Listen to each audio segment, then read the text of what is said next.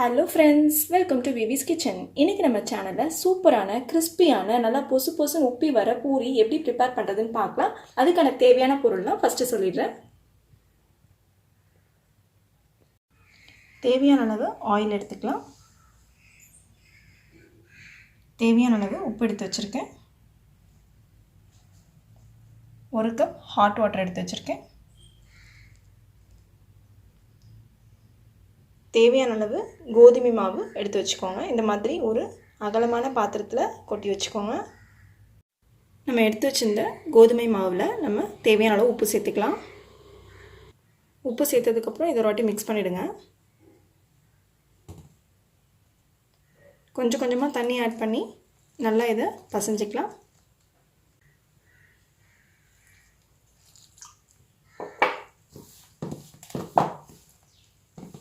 நீங்கள் ஆயில் கொஞ்சமாக சேர்த்துக்கலாம். இப்போ நான் ஆயில் கொஞ்சமாக சேர்த்துருக்கேன். மறுபடியும் நீங்கள் சப்பாத்தி மாவுக்கு பசைகிற மாதிரி ரொம்ப இலகலாக பசையக்கூடாது. இந்த மாதிரி டைட்டாக சப்பாத்தி மாவை விட கொஞ்சம் டைட்டாகவே பசைஞ்சுக்கோங்க.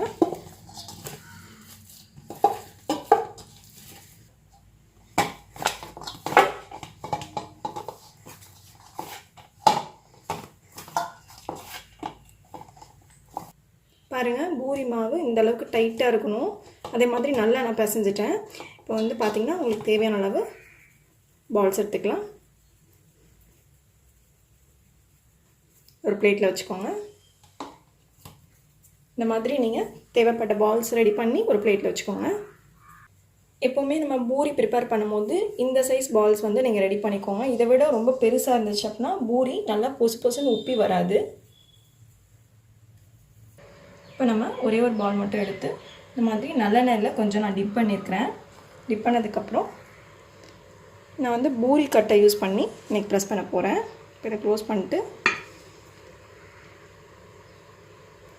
லைட்டாக இந்த மாதிரி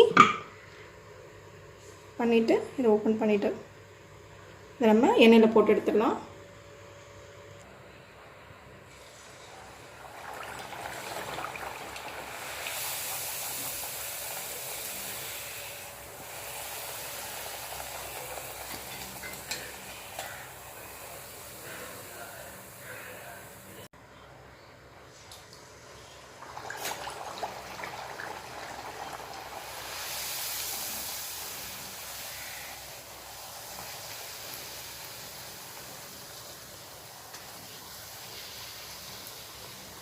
பாருங்கள், பூரி நல்லா பொசு பொசுன்னு உப்பி வருது. இந்த மாதிரி கோல்டன் ப்ரௌன் வந்ததுக்கப்புறம் நம்ம வெளியில் எடுத்துடலாம்.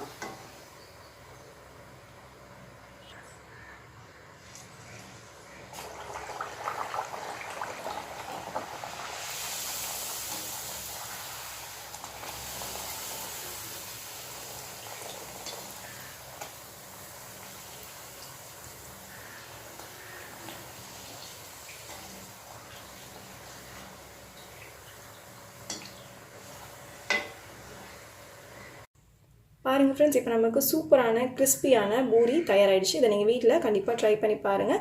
பூரி குருமா எப்படி செய்யுதுன்னு சொல்லிட்டு நம்ம ஏற்கனவே விவிஸ் கிச்சன் சேனலில் பண்ணியிருக்கிறோம். அதோட லிங்க் வந்து கீழே டிஸ்கிரிப்ஷனில் இருக்கும். நீங்கள் ஓப்பன் பண்ணி பார்த்துக்கலாம். இது வரைக்கும் நம்ம விவிஸ் கிச்சன் சேனலை நீங்கள் சப்ஸ்கிரைப் பண்ணாமல் இருந்தீங்கன்னா சப்ஸ்கிரைப் பண்ணிடுங்க. பக்கத்தில் இருக்கிற பெல் ஐக்கானே கிளிக் பண்ணி வச்சுக்கோங்க. அப்போ தான் நான் போடுற புது புது வீடியோஸ்லாம் உங்களுக்கு அப்டேட்டடாக வந்து சேரும். லைக் பண்ணுங்கள், ஷேர் பண்ணுங்கள், கமெண்ட் பண்ணுங்கள். Thank you friends.